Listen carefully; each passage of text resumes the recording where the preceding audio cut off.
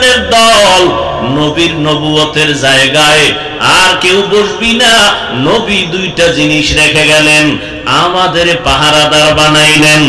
এরপরও যদি সতর্কতা অবলম্বন করিয়াও বান্দা আগাইতে চায়, আর দেরি করবা না, পাহারাদার তোমরা এর কঠোর হস্তে দমন করে দিবা। এই চেয়ারে আর কেউ বসতে পারবে না। খালিও রাখি না, আমি দুইটা বোঝা রেখে গেলাম, কোরআন আর সুন্নাহ। قال النبي صلى الله عليه وآله وسلم تركت فيكم أمرين لن تضلوا ما تمسكتم بهما كتاب الله وسنة رسوله أو كما قال النبي عليه الصلاة والسلام। নবী নবুয়তের চেয়ারে দুই জিনিস রেখে গেলেন, কোরআন আর রসুলের আদর্শ। এই চেয়ারে আর কেউ বসতে পারবে না। খালিও রাখি না, আমি দুইটা বোঝা রেখে গেলাম, কোরআন আর সুন্নাহ। ও দুনিয়ার উম্মত, এই দুইটা জিনিস তোমরা ভালো করে আঁকড়াইয়া ধরো। আমি নবী চ্যালেঞ্জ করে গেলাম, কিয়ামত পর্যন্ত, তোমার হায়াতের শেষ সীমানা পর্যন্ত দুনিয়ার কেউ তোমার ঈমানের উপরে হামলা করতে পারবে না, সম্ভব না। যদি দুই জিনিস আঁকড়ায় ধরো, কোরআন আর রসুলের সুন্নাত। আর নবুয়তের চেয়ারের মধ্যে এটা রেখে গেলাম, এখানে কেউ বসতে পারবে না। যদি কেউ জোর করে বসতে চায়, কানে ধরে উঠায় দাও, ব্যাগ আমার মালিক আমি। কি ব্যাগ আমার মালিক আমি। যদি নবুয়তের চেয়ারে কেউ বসার সাহসিকতা দুঃসাহস করে, আমার ভক্ত সাবধান, আমার সিটের মধ্যে আমি ব্যাগ রেখে গেলাম, পাশে একজন আছে, তারে বলে গেলাম, ভাই কেউ যদি জোর করে বসতে চায়, অবস্থা ভালো না, বাঙালি বসতেই পারে, ওরে সতর্ক করে দিয়ে নেই, ব্যাগওয়ালার চেয়ার এটা তুমি বসবা না।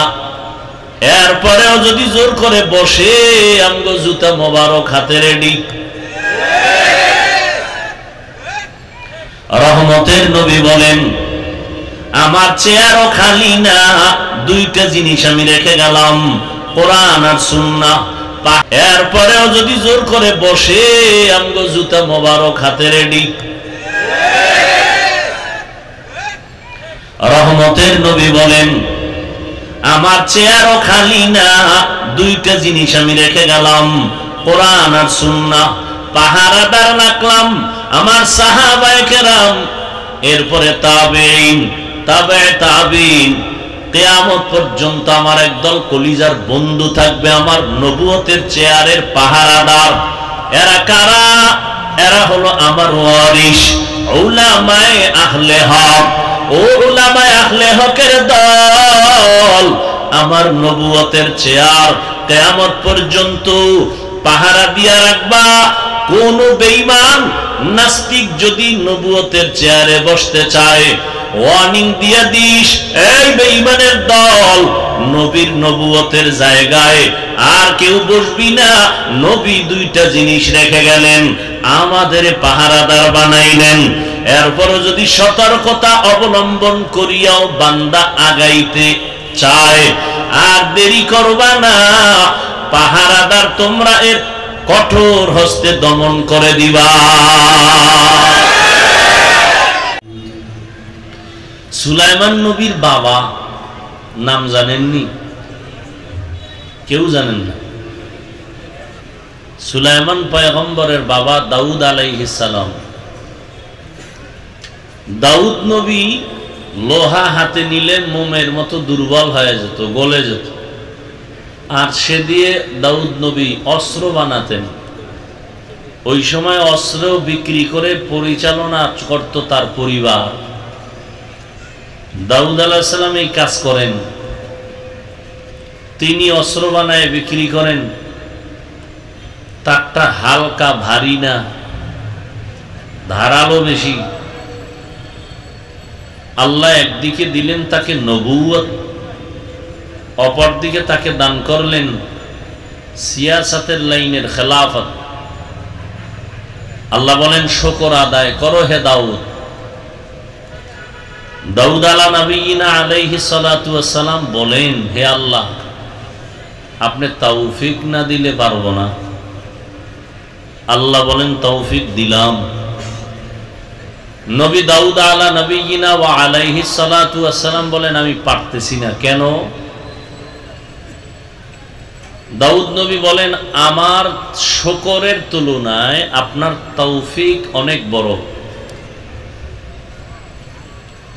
আল্লাহ বলেন, তুমি যে বলতে পারলা, বুঝতে পেরেছো যে তোমার শুকরটা ছোট, আমার তৌফিক স্বতন্ত্র নিয়ামতটা অনেক বিস্তীর্ণ বড়। এই যে তুমি উপলব্ধি করতে পারলা, এটাকেই আমি শুকর হিসাবে গ্রহণ করে নিলাম। তাহলে তৌফিক একটা আলাদা নিয়ামত। এজন্য তৌফিক চাইতে হয়। আল্লাহ তৌফিক না দিলে কোনোভাবেই কিছু করা সম্ভব না। আল্লাহ চাইলে বান্দার সব সম্ভব, বান্দা চাইলে, আল্লাহ না চাইলে কিছুই সম্ভব না। তো আমি যে আয়াত পড়েছি, আল্লাহ বলেন, ইয়া আইয়ুহাল্লাযীনা আমানুত্তাকুল্লাহ ওয়া কুনু মা'আস সাদিকিন। হে মুমিন, তোমরা তাকওয়া অর্জন করো তথা আল্লাহকে ভয় করো এবং সত্যবাদী যারা তাদের বন্ধু হয়ে থাকো। নবীজি বলেন, লা তাআতা লি মাখলুকিন ফি মা'সিয়াতিল খালিক। আল্লাহকে অসন্তুষ্ট করে ভিন্ন কোনো মাখলুকের আদেশ নিষেধ গ্রহণ করা হারাম। আল্লাহকে অসন্তুষ্ট করে মা বাবার কথা মানা হারাম। আল্লাহকে অসন্তুষ্ট করে কোনো পীর সাহেবের কথা গ্রহণ করা হারাম। আল্লাহকে অসন্তুষ্ট করে পৃথিবীর কোনো কারো কথা মানা যাবে না। মানা যাবে যদি ওই কথা মানতে গিয়ে আল্লাহ বেজার না হন। আয়াতের মধ্যে আল্লাহ পাক মুমিনদেরকে দুটো আদেশ দিয়েছেন। এক নাম্বার আদেশ, তাকওয়া অর্জন করো। দ্বিতীয় আদেশ হলো, আল্লাহর প্রিয় বান্দা যারা তাদের বন্ধু হয়ে থাকো। দুনিয়াতে আল্লাহ আমাদেরকে দয়া করে পাঠিয়েছেন, আমরা কেউ জোর করে আসিনি।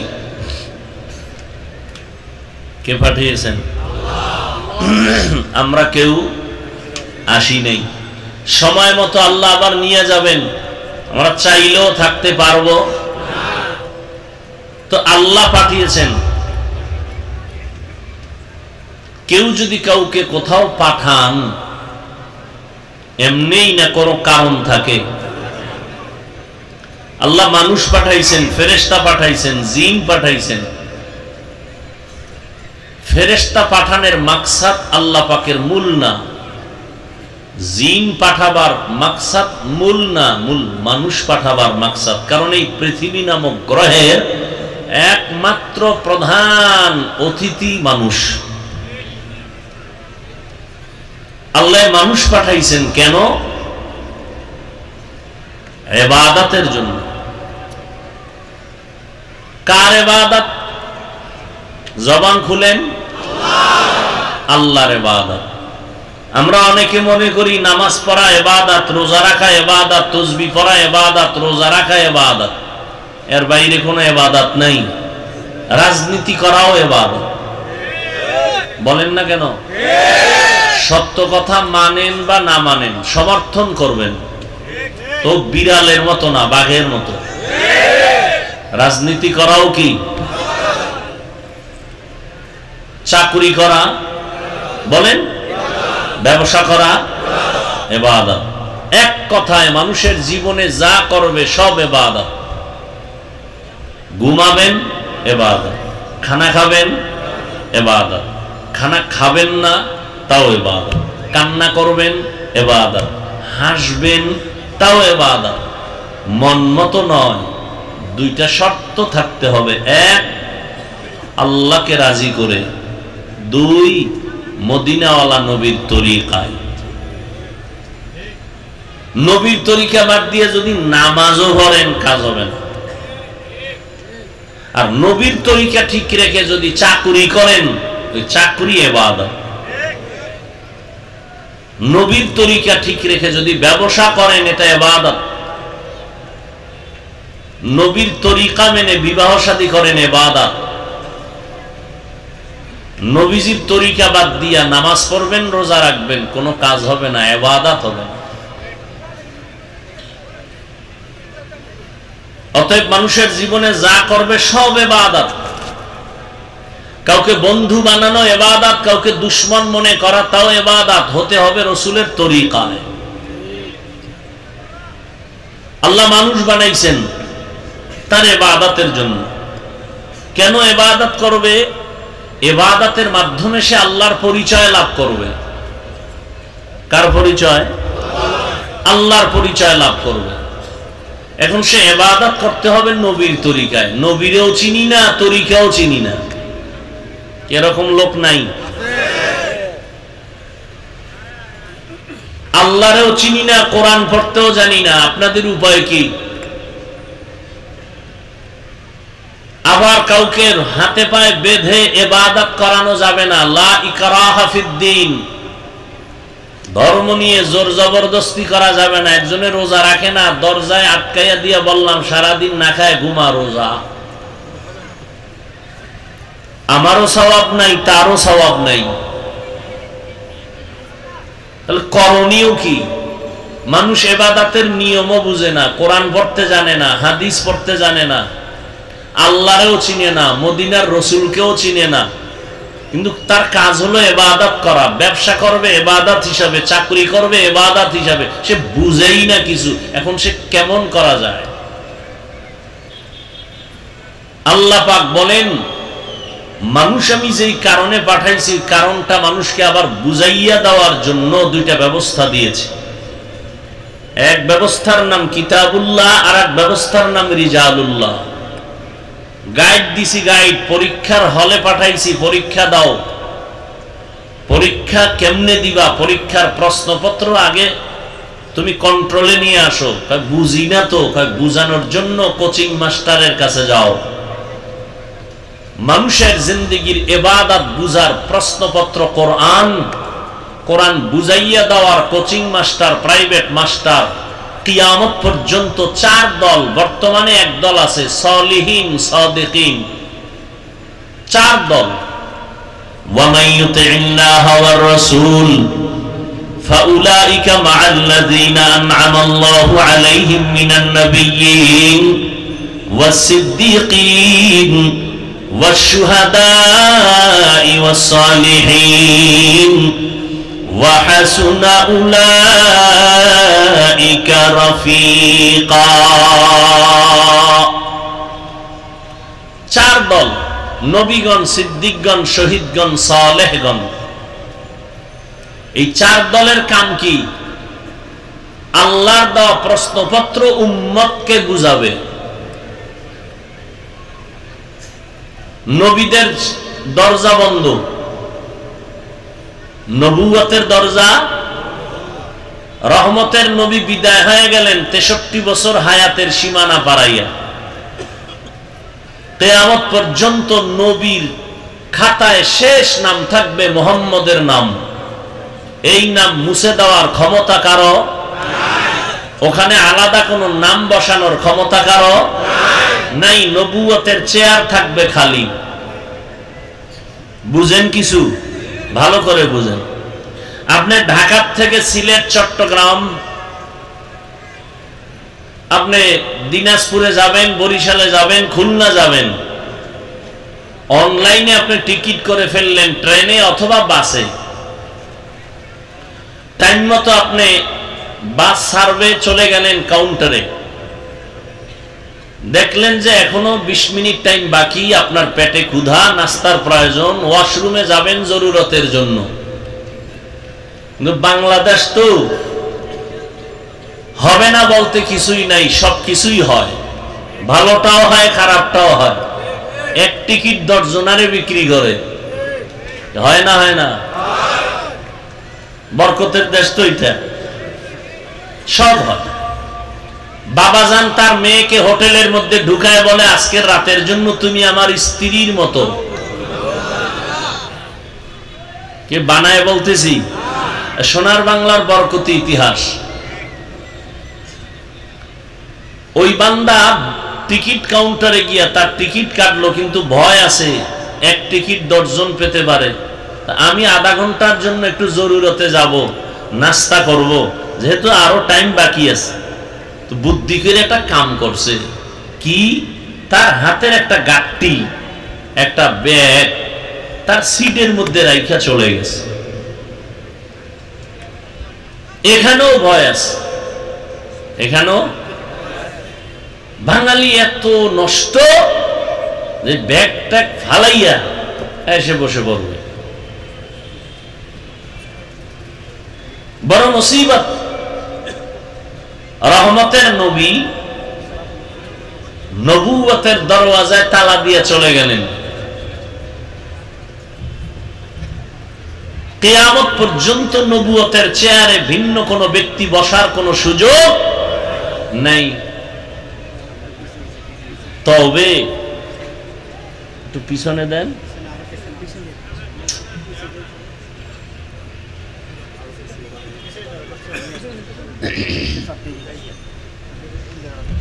নবুয়তের চেয়ার খালি। রহমতুল্লিল আলামিন বিদায়ের পরে নবুয়তের চেয়ার কি খালি। খালি চেয়ার পাইলে অন্যে বসতে অপচেষ্টা করতে পারে, কথা ঠিক।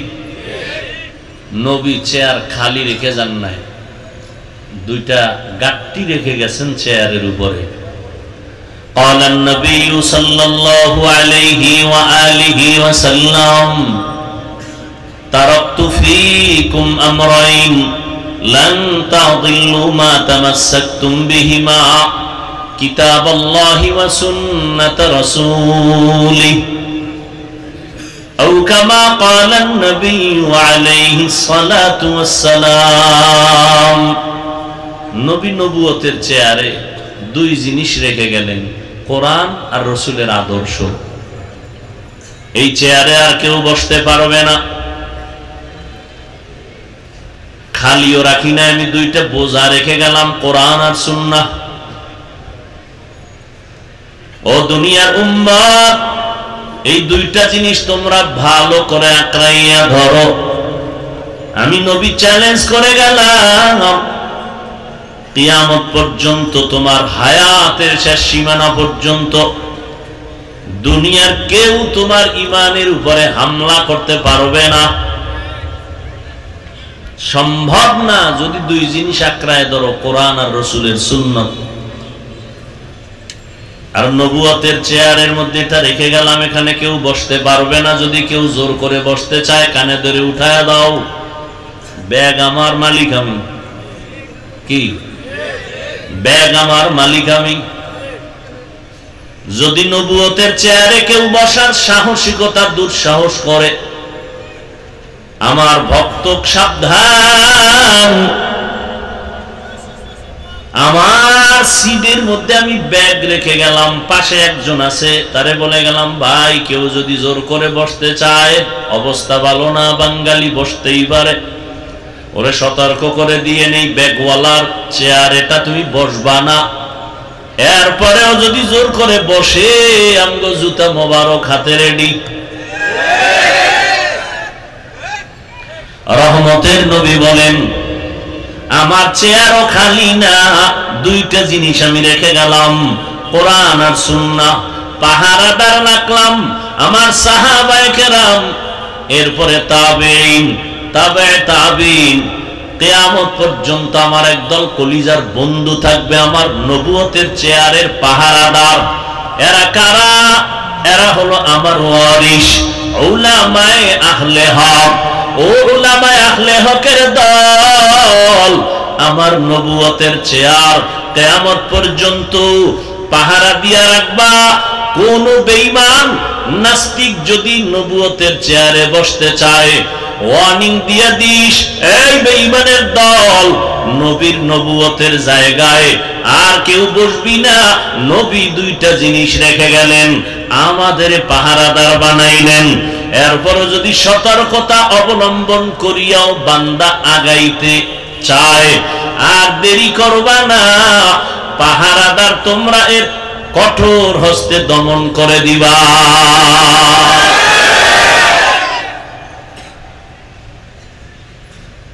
নবীজির কোন গুনাহ ছিল? নবীজি ঘুমায়, তার চোখ ঘুমায়, কলব সজাগ।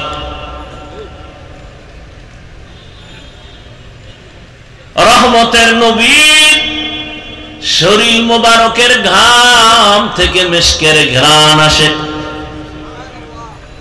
রহমতের নবী রাস্তা দিয়া চলতেছেন, মেঘের খণ্ড ছায়া দান করে। আমার মায়ার নবী যেখানে কদম রাখেন ওখান থেকে মিশকের ঘ্রাণ আসে। আমার নবীর পরে মিথ্যা যারা নবুয়তের চেয়ারে বসার দাবি করেছে, কাদিয়ানী সহ, একজন মানুষ পারলে বলো, ওই কাদিয়ানী বা যারা দাবি করে বসছে ওদের মাথার উপরে কোন ছায়া ছিল? রহমতের নবী আমার শেষ, নতুন করে কোন নবী আর আসবে না। মা কানা মুহাম্মাদুন আবা আহাদিম মির রিজালিকুম ওয়ালাকিন রাসূলুল্লাহ ওয়া খাতামান নাবিয়্যিন ওয়া কানা আল্লাহু বিকুল্লি শাইইন আলিমা। নবুয়তের চেয়ার খালি, পাহারাদার কারা? উলামায়ে আহলে হক। কেউ যেন এই চেয়ারে বসতে সুযোগ না পায়, জীবন চলে যাবে, নবীর ইজ্জত নষ্ট হতে দেয়া যাবে না। ইয়া আইয়ুহাল্লাযীনা আমানুত্তাকুল্লাহা ওয়া কুনু মা'আস সাদিকিন।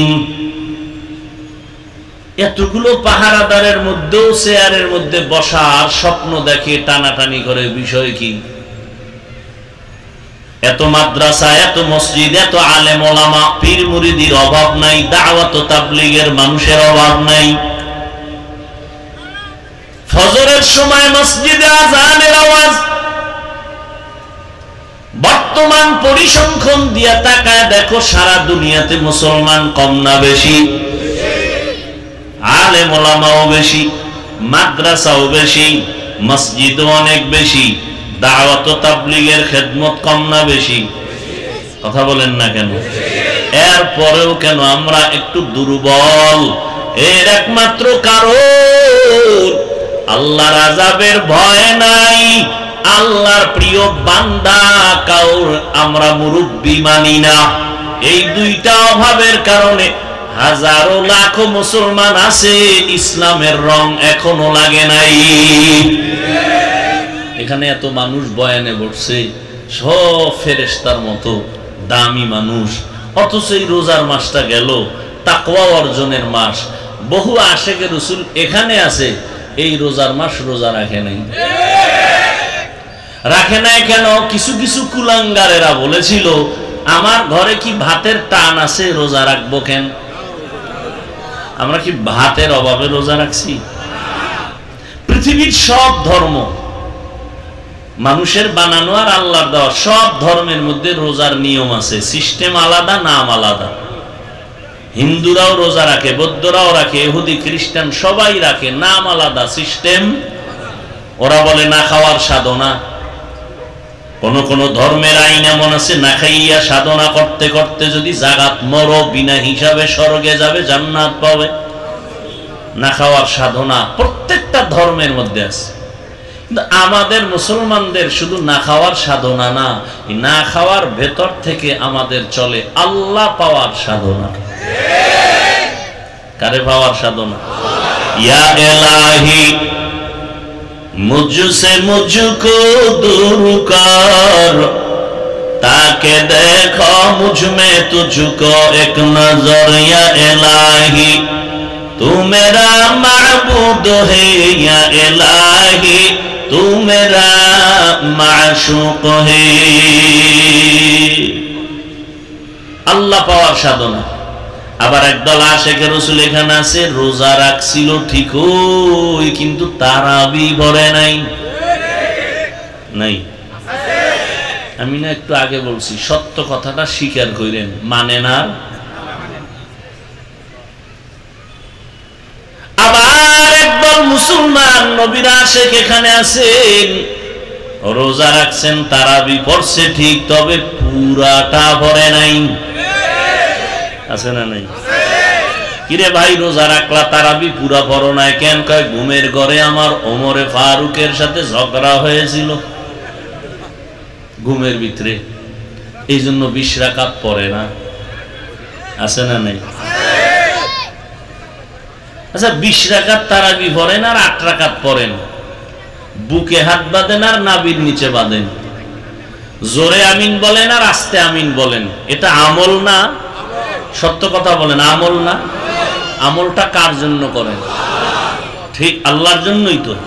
তো আল্লাহর জন্য করেন, আপনি 8 রাকাত পড়েন, তাও আল্লাহর জন্য, জোরে আমিন বলেন, যা যদি আল্লাহর জন্যই হয়, তাহলে বান্দার সাথে ভাব দেখান কেন? আমল করেন আল্লাহর জন্য, বান্দার সাথে ভাব কেন? সালাম দেও না, দিলেও নেয় না, বিষয় কি? কয় 20 রাকাত। আছে না নাই? আল্লাহ হেদায়েত দান করুন।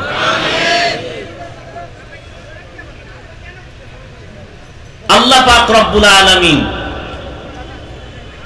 দুইটা আদেশ দিলেন মুমিনকে, তাকওয়া অর্জন করো, আল্লাহর প্রিয় বান্দা যারা তাদের বন্ধু হয়ে থাকো। মুমিনকে দিলেন কেন, বেঈমানকে দিলেন না কেন? এর কারণ হলো জান্নাত শুধু মুমিন পাবে, আর কোন বেঈমান জান্নাত পাবে একমাত্র মুমিন পাবে। জান্নাত আর কেউ পাবে না মুমিন ব্যতীত। এজন্য আল্লাহ মুমিনকে যে জান্নাত পাবে বললেন, আল্লাহ তো আরো দয়ার মালিক। আল্লাহ চান মুমিন তুমি জান্নাতটা যে পাইবা, আমি চাই তুমি বিনা হিসাবে পেয়ে যাও। আপনারা কি চান? বিনা হিসাবে না হিসাব টিসাব দিয়া? আল্লাহ কবুল করেন। বিনা হিসাবে জান্নাত যদি পেতে চাই, তাহলে দুইটা কর্মসূচি পালন করা লাগবে। 1, আল্লাহর ভয় অন্তরে জমা করতে হবে। 2, আল্লাহর প্রিয় বান্দার বন্ধু হতে হবে। 1 নাম্বার আদেশ তাকওয়া অর্জন করা। তাকওয়া মানে আল্লাহর ভয়। এটা অর্জন করতে হয়, মায়ের গর্ভ থেকে এটা নিয়ে আসে না। কিন্তু এটা এমন একটা মেডিসিন, ধরাও যায় না, দেখাও যায় না, এর পাওয়ার কত!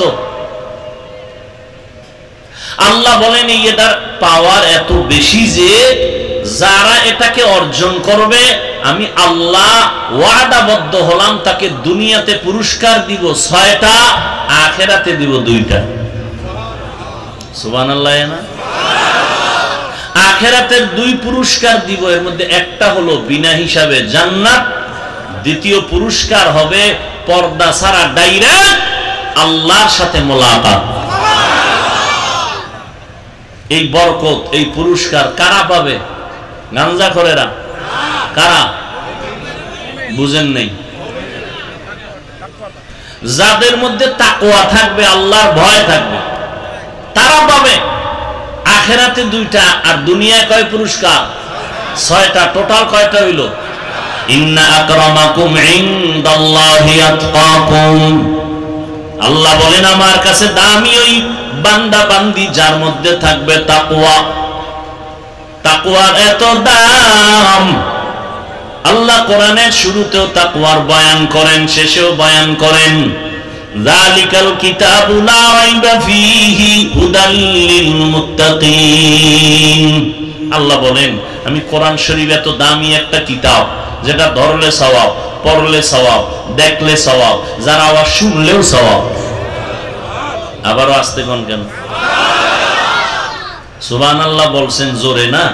একজনে বলবে হুজুর এত জোরে দরকার কি, আল্লাহ তো আসতে বললেও শুনে। কত যুক্তিবেদীরা বয়া রয়েছে না জিভা চাবায়, আল্লাহ তো আসতে বললেও শুনে, জোরে বলার দরকার কি? যুক্তিটা মাগরিবের ফরজ নামাজে দিয়ে কেরাত আসতে পড়বেন কি? মাগরিবের ফরজ নামাজে প্রথম 2 রাকাতে কেরাত আসতে না জোরে?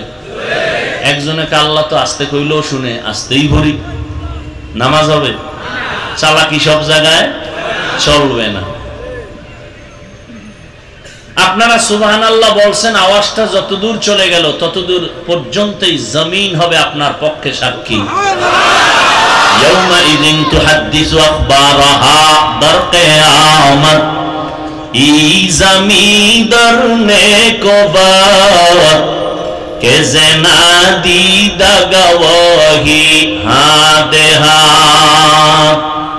জমিন আল্লাহর কাছে আপনার পক্ষে সাক্ষী দিবেন। এটা ভালো না খারাপ? ভালো। কোরআনের শুরুতে আল্লাহ তাকওয়ার কথা বললেন। আমি কোরআন অবতীর্ণ করলাম, এমন একটা কিতাব যার সমান কোন কিতাব। আল্লাহর দেওয়া যত কিতাবে জমিনে ছিল, আছে, মানুষের বানানো আছে, সবগুলোর ভেতরে ভেজাল। কিন্তু কোরআন এমন একটা কিতাব যার মধ্যে কোনো ভেজাল, কোনো ভুল নাই। এমন কিতাব আমি কেন দিলাম? একমাত্র যারা তাকওয়াওয়ালা তাদের হেদায়েতের জন্য, তাকওয়াওয়ালাদের জন্য কোরআন দিলাম। ওয়াত্তাকু ইয়াওমান তুরজাউনা ফীহি ইলাল্লাহ। আল্লাহ বলেন, ওই দিনকে ভয় করো যেই দিন আমার দরবারে তোমাদের হাজির হতে হবে। ওই দিন আল্লাহর রাজত্ব চলবে, বিচারালয়ে গিয়া আল্লাহ পাক বিচার করবেন। ওখানে কোনো আপিলের কোনো সুযোগ হবে